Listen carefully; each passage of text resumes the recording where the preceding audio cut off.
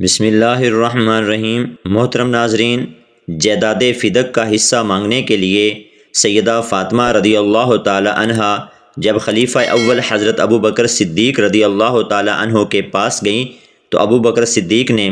سیدہ فاطمہ الزہرا رضی اللہ تعالی عنہا کو کیا جواب دیا، اور جو روایات پیش کی جاتی ہیں کہ حضرت فاطمہ الزہرا رضی اللہ تعالی عنہا خلیفہ اول اور ابو بکر صدیق سے ساری زندگی ناراض رہی،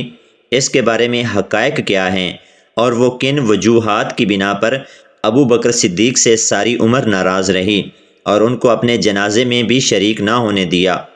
محترم ساتھیوں، حقائق کیا تھے اس کے بارے میں آج کی ویڈیو میں جانیں گے۔ نبی کریم صلی اللہ علیہ وسلم کے وصال با کمال کے بعد ثقیفہ بنی سعدہ میں انصار کے ساتھ ہونے والے بحث و مباحثے میں سیدنا عمر فاروق رضی اللہ تعالی عنہ نے حضرت ابو بکر صدیق کو خلیفہ نامزد کر کے ان کے ہاتھ پر بیعت کی۔ اس طرح سے ابو بکر صدیق اسلام کے پہلے خلیفہ اور امیر المومنین مقرر ہوئے۔ امیر المومنین کے ذمہ داریاں سنبھالنے کے بعد جب اسلامی سلطنت جو کہ دن بدن پھیل رہی تھی اور اللہ تعالیٰ فوج در فوج لوگوں کو اسلام میں داخل کر رہا تھا اور اسلامی افواج یکے بعد دیگرے بہت سے ممالک اور علاقے فتح کر رہی تھی اور اسلام بہت زیادہ پھیل رہا تھا، ایسے موقع پر اسلامی سلطنت کے انتظام و انصرام کو سنبھالنے کے لیے جب مال و دولت کی ضرورت پیش آئی تو خلیفہ اول ابو بکر صدیق نے صحابہ کرام کے ایک اجتماع کو اپنے پاس حاضر کیا اور ان سے مشاورت کی کہ نبی کریم صلی اللہ علیہ وسلم اپنی حیات مبارکہ میں یہ تمام اخراجات اور انتظام کس طرح سے پورے فرماتے تھے۔ تو بعض صحابہ کرام نے نبی کریم صلی اللہ علیہ وسلم کے تصرف میں موجود باغ فدق کے بارے میں سیدنا ابو بکر صدیق کو آگاہ کیا کہ باغ فدق سے آنے والا حصہ جو کہ کثیر تعداد میں تھا، اس کی مدد سے نبی صلی اللہ علیہ وسلم ریاست کے انتظام کو چلاتے تھے، اور اسی فدق کی جائیداد سے جو حصہ نبی صلی اللہ علیہ وسلم کو ملتا تھا اس سے آپ بہت سی بیواؤں اور یتیموں کی سرپرستی بھی فرماتے تھے۔ چنانچہ جب ابو بکر صدیق رضی اللہ تعالی عنہ کو اس کے بارے میں پتہ چلا کہ وہ فدق کی جائیداد سیدہ فاطمہ رضی اللہ تعالی عنہ کے پاس ہے تو ابو بکر صدیق نے فوراً اپنے آدمیوں کو بھجوا کر فدق کے جائیداد پر قبضہ کر لیا اور اس سے ملنے والے حصے کو حکومتی انتظامات چلانے میں صرف کرنے کا فیصلہ کیا۔ جب سیدہ فاطمہ رضی اللہ تعالی عنہا کو خلیفہ اول کے اس فعل کے بارے میں معلوم ہوا تو آپ خلیفہ اول کے پاس حاضر ہوئی اور آپ نے اپنی اس جائیداد کو واپس مانگنا چاہا تو ابو بکر صدیق رضی اللہ تعالی عنہ نے ارشاد فرمایا کہ نبی کریم صلی اللہ علیہ وسلم نے ارشاد فرمایا تھا کہ نبیوں کی کوئی وراثت نہیں ہوتی۔ چنانچہ نبی صلی اللہ علیہ وسلم کی زندگی میں جس طرح سے فدق کی جائیداد تقسیم ہوتی تھی، میں اپنی خلافت میں بھی فدق کی جائیداد کو ویسے ہی تصرف میں لاؤں گا اور ایک فرد واحد کی ملکیت میں نہ دوں گا۔ محترم ساتھیوں، فدق کی جائیداد ایک ایسی جائیداد تھی جو کہ نبی کریم صلی اللہ علیہ وسلم اور صحابہ کرام کو بغیر جنگ اور لڑائی کے حاصل ہوئی تھی۔ جب مسلمان اس علاقے پر حملہ آور ہونے کے لیے روانہ ہوئے تو یہودیوں نے مسلمانوں کے ساتھ صلح کر لی اور اس فدق کی جائیداد میں سے حصہ مسلمانوں کو دینے کا معاہدہ کیا۔ اس معاہدے کی روشنی میں نبی کریم صلی اللہ علیہ وسلم اس پوری جائیداد کے مالک اور ذمہ دار تھے، اور آپ صلی اللہ علیہ وسلم کی حیات مبارکہ میں اس جائیداد کا سارا مال نبی صلی اللہ علیہ وسلم کے حکم سے محتاجوں غریبوں میں تقسیم ہوتا تھا اور حکومتی اور ریاستی انتظامات کو چلانے میں تصرف ہوتا تھا۔ اس لیے ابو بکر صدیق رضی اللہ تعالی عنہ نے سیدہ فاطمہ کو اس ضمن میں جواب دیا کہ نبی صلی اللہ علیہ وسلم جس طرح سے اس جائیداد کو استعمال کرتے تھے میں بھی اس کے معاملات کو ویسے ہی چلاؤں گا۔ شیعہ کی بہت سی روایات میں یہ روایات ملتی ہیں کہ سیدہ فاطمہ رضی اللہ تعالی عنہا سیدنا ابو بکر صدیق کے اس فعل سے ان سے ناراض ہو گئی۔ آپ نے وصیت فرمائی کہ میرے جنازے میں بھی سیدنا ابو بکر صدیق رضی اللہ تعالی عنہ کو شرکت نہ کرنے دی جائے اور رات کے اندھیرے میں میرا جنازہ پڑھایا جائے۔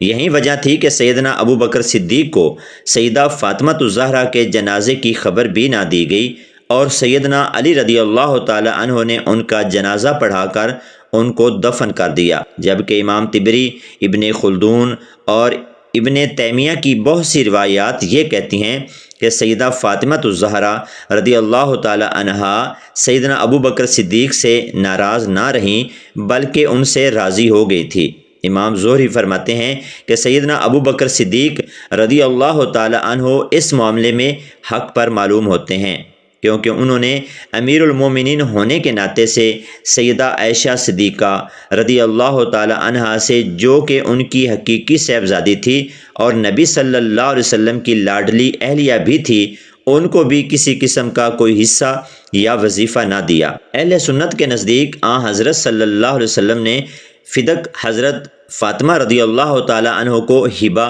یعنی تحفہ نہیں کیا تھا۔ اس حوالے سے شیعہ قرآن مجید کی اس آیت کا تذکرہ کرتے ہیں، اور قرابت داروں کو ان کا حق ادا کرو، اور کہتے ہیں کہ اس آیت کے نازل ہونے کے بعد رسول اللہ صلی اللہ علیہ وسلم نے حضرت فاطمہ رضی اللہ تعالی عنہ کو فدق ہبہ کر دیا تھا۔ اہل سنت کے مطابق اس روایت کے حوالے سے جو روایات نقل ہوئی ہیں ان میں عطیہ العوفی نامی ضعیف راوی موجود ہے، اور یہ آیت چونکہ مکی ہے اور فدق تو بہت بعد میں دور مدینہ میں مسلمانوں کے قبضے میں آیا تھا، لہٰذا شان نزول کے حوالے سے بھی یہ بات درست نہیں۔ صحیح بخاری، المستدرک، الحاکم کی صحیح روایات کے مطابق سیدہ عائشہ صدیقہ رضی اللہ تعالی عنہا فرماتی ہیں کہ باغ فدق کو لے کر ابو بکر صدیق اور سیدہ فاطمہ رضی اللہ تعالی عنہا کے درمیان کچھ اختلافات ہوئے، جن میں ابو بکر صدیق کا موقف یہ تھا کہ نبیوں کی کوئی وراثت نہیں ہوتی، نبیوں کا سارا مال نبیوں کی وفات کے بعد امت کا اور غریب اور محتاجوں کا حق ہوتا ہے، جبکہ سیدہ فاطمہ رضی اللہ تعالی عنہا کا کہنا تھا کہ قرآن مجید کی آیت کے مطابق کہ اپنے رشتہ داروں اور قرابت داروں کو ان کا حق دو۔ اس آیت کریمہ کے مصداق باغ فدق کی جائیداد آل فاطمہ اور آل رسول صلی اللہ علیہ وسلم کی ملکیت ہے۔ اس معاملے پر فاطمہ ابو بکر سے ناراض ہو گئی اور اپنی وفات تک ان سے کلام نہیں کیا،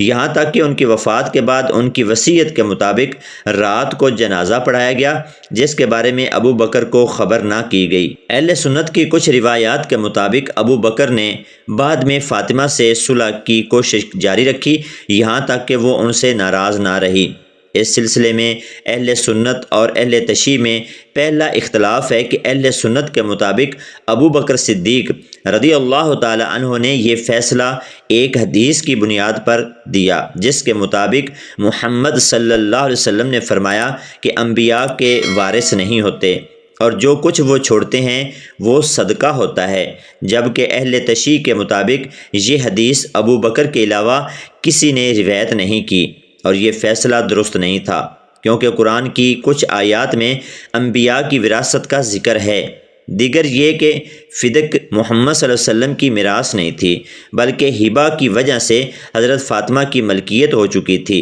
اہل سنت اور اہل تشیع میں دوسرا اختلاف یہ ہے کہ اہل سنت کے مطابق وفات تک فاطمہ ابو بکر سے ناراض نہ تھی اور صلح ہو چکی تھی، جبکہ اہل تشیع کے مطابق وہ وفات تک ناراض تھی اور تا حیات ابو بکر سے کلام نہیں کیا، اور انہوں نے وصیت کی تھی کہ وہ ان کے جنازے میں شریک نہ ہوں، اور ابو بکر ان کے جنازے میں شریک بھی نہیں ہو سکے۔ محترم ساتھیو، اب یہاں پر سوال یہ پیدا ہوتا ہے کہ ابو بکر صدیق اور عمر فاروق اور عثمان غنی نے اگر سیدہ فاطمہ کی اولاد کو باغ فدق میں سے حصہ نہ دیا،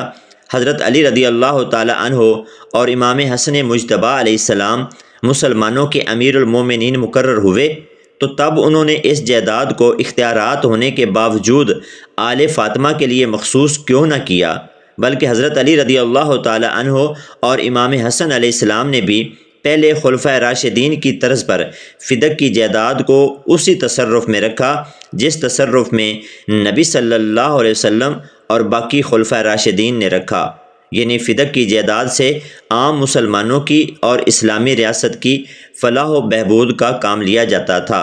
اور اس میں سے آل محمد کو بھی ایک مخصوص وظیفہ دیا جاتا تھا۔